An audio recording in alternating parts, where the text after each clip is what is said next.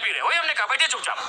आप मंत्री treasury bench पर बैठे, चुपचाप बैठिए। हमारे साथ कोई अगर ज्यादा करेगा तो हमने बख्शने वाले हैं, चाहे वो कोई मंत्री रहे चाहे वीआईपी रहे, वही हमने कहा बैठिए चुपचाप। आप मंत्री ट्रेजरी बेंच पर बैठे, चुपचाप बैठिए।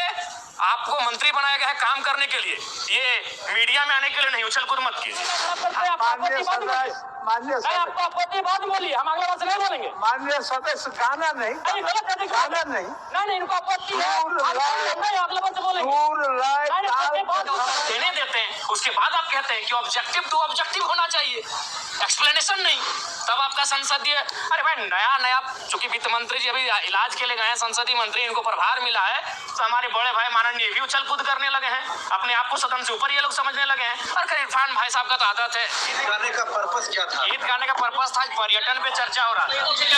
तो पर्यटन का मतलब क्या होता है? पर्यटन का मतलब झील, झरना, नदी, जंगल, पर्वत, पहाड़।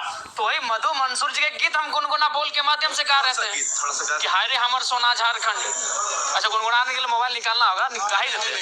नहीं, गा ही देते हैं एकदम बिल्कुल। वहाँ नहीं बाबा गा ही देते हैं, यहाँ कम से कम गा देते हैं कि स्वर्ण रेखा शंख कोयल मयूराक्षी दामोदर फाल्गु नदी नहीं, साहेबगंज में गंगा बहे फाल्गु नदी बड़ा कर, अंधन से भरल धरती सबसे सुखी संपन्न, हाय रे हमर सोना झारखंड। अच्छा बताइए इस गाना में क्या आपत्ति है भाई? लेकिन ये ठीक है पांडे जी, मेरी बात सुनिए, आपका भी कहना सही है।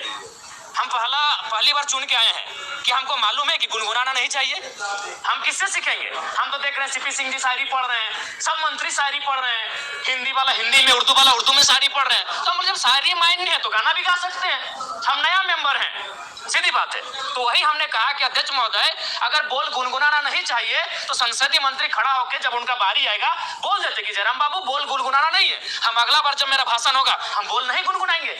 लेकिन ये कहाँ का तर्क है? दो का मंत्री खड़ा हो गया है, संसदीय मंत्री तो बाद में, दो मंत्री खड़ा होकर टोक रहे हैं। तो वही हमने उनको कहा कि एक तो आपको आधा घंटा समय मिलता है। अच्छा एक बात बताइए, आदरणीय माननीय मुख्यमंत्री का शाहरुख खान बोल के 4-5 लोग बोले, तब तो आप नहीं बोले कि आप डायरेक्ट किसी सदस्य को नहीं बोल सकते हैं।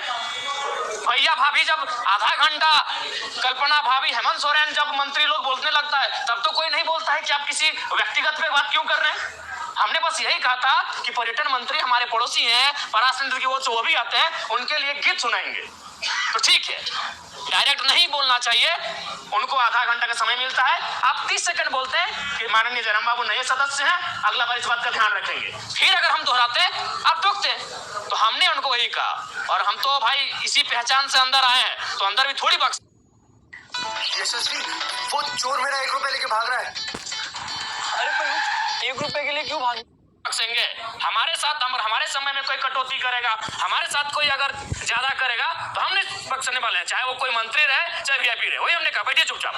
आप मंत्री ट्रेजरी बेंच पर बैठे, चुपचाप बैठिए। आपको मंत्री बनाया गया है काम करने के लिए, ये मीडिया में आने के लिए नहीं। उछल कूद मत कीजिए। हाँ, उनका हम सम्मान करते हैं, मंत्री है, माननीय है, लेकिन उनका ये व्यवहार उचित नहीं है। आज ये ज्ञान दे रहे हैं, उस दिन आपका ज्ञान कहा था जब आपने इरफान अंसारी जवाब दे ही रहे थे, आपने टोक दिया। इरफान अंसारी जो शायद ध्यान आकर्षण था या अल्पसूचित था या तारांकित प्रश्न था, किसी माननीय सदस्य के प्रश्न का उत्तर दे ही रहे थे, आप खड़ा होकर उनको टोक दिए। उनको सवाल का उत्तर देने देते हैं, उसके बाद आप कहते हैं कि ऑब्जेक्टिव तो ऑब्जेक्टिव होना चाहिए, एक्सप्लेनेशन नहीं। तब आपका संसदीय, अरे भाई नया चूंकि वित्त मंत्री जी अभी इलाज के लिए गए हैं, संसदीय मंत्री, इनको प्रभार मिला है, तो हमारे बड़े भाई माननीय भी उछल कूद करने लगे हैं, अपने आप को सदन से ऊपर ये लोग समझने लगे हैं। और इरफान भाई साहब का तो आदत है, उनको भाई मीडिया में बने रहने के लिए उछल कूद करना जरूरी है। जिस दिन उनका बजट पारित होगा उस दिन तो बोलेंगे ही, और बाकी दिन भी हल्ला, लोगों को टोकना, ये उनका परंपरा बन चुका है। बोलना हम यही चाहते थे, पर्यटन का बात था। हम मधु मंसूर जो पद्म श्री विजेता है, हम उनका एक 4-5 लाइन का बोल था, उसको सुनाना चाहते थे। जयराम जी, तो आपको क्यों लग रहा है, ऐसा क्यों हो रहा है? आप एक अपने दम पे अकेला विधायक, बिल्कुल वही कारण है, उनको वही कारण है कि पूरा राज्य जयराम महतो को सुनता है। इस व्यक्ति को, इस लड़के को यहाँ से नियंत्रण में रखा जाए, मुद्दों की बात करता है, जिन मुद्दों को कहने से लोग डरते थे। आज 25 साल हो गया, जादूगोड़ा का मुद्दा सदन में आया था। मैं आपसे पूछता हूँ, आज लोग बर्बाद हो गए, जादूगोड़ा में बर्बाद होने की कगार में, आज तक सदन तक नहीं पहुंचा। क्योंकि वो मुद्दे सदन तक आ नहीं पाते थे और ये लड़का बिना डर का बिना भय का उन मुद्दों को सदन तक लेके आता है। तो इन लोग हालत खराब है हमसे और ये बोलते हैं कि नहीं डायरेक्ट अब किसी सदस्य को नहीं लेकर सर। कैसे नहीं होता है जी?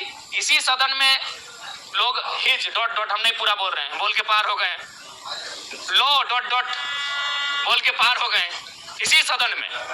तब इनकी ना मर्यादा कहे गए थे, हमें झारखंडी गीत सुनाए तो इन लोगों को परपरी लग गया भाई। जयराम जी, ये लगता है कि सुदीप कुमार सोनू ज्यादा जानकार नहीं, काबिल बनने का कोशिश कर रहे हैं। लगता है कि उनसे बेहतर इस राज्य में कोई है ही नहीं जो संसदीय प्रणालियों को जानता है, जो संसदीय व्यवस्थाओं को जानता है। क्योंकि पर्यटन का बजट था तो इस गीत का संबंध पर्वत पहाड़ से है, नदी नाला से, और पर्यटन का संबंध नदी नाला पर्वत पहाड़ से। और हम किससे सीखेंगे? मेरा सवाल, हम किससे सीखेंगे? हम जब सदन में पहली बार आए तो हमने देखा सभी मंत्रियों ने शायरी पढ़ा, सभी मंत्रियों ने कविताओं को पढ़ा, तो हमने भी प्रयास किया। नहीं, हम इस गीत के माध्यम से झारखंड के पर्यटन को बढ़ावा देने पर चर्चा कर रहे थे। इस गीत के माध्यम से झारखंड के पर्यटन पर हम अपना राय दे रहे थे कि आप अगर पर्यटन पे फोकस करें, पर्यटन पे अगर डेवलपमेंट की बात करें तो कृषि के बाद, उद्योग के बाद और सरकारी नौकरियों के बाद युवाओं को हम पर्यटन की दिशा में लगा सकते हैं, क्योंकि झारखंड में सबसे सुंदर पर्यटन का माहौल और विकल्प हम लोग तलाश सकते हैं। ठीक, ओके।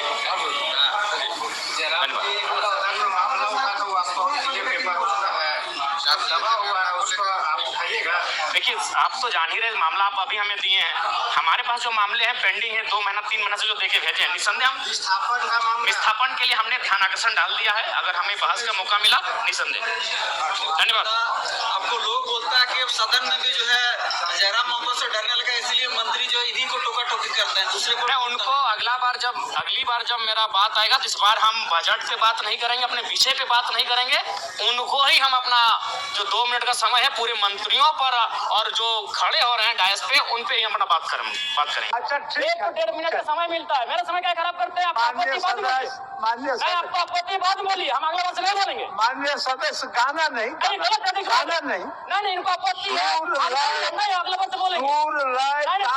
समय गाना नहीं। अध्यक्ष महोदय, हम नहीं बोलेंगे। अरे भाई, हम नया आए सदन में, संसदीय मंत्री खड़े हैं, वो बोले खड़े होके, नहीं अब बोलिए जब आपका भाषण।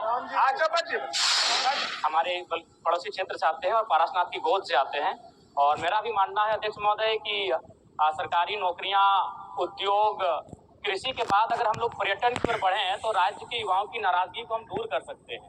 एक गीत है मधु मनसरी, मैं उनके बोल सुनाना चाहूंगा मंत्री महोदय को विशेषकर।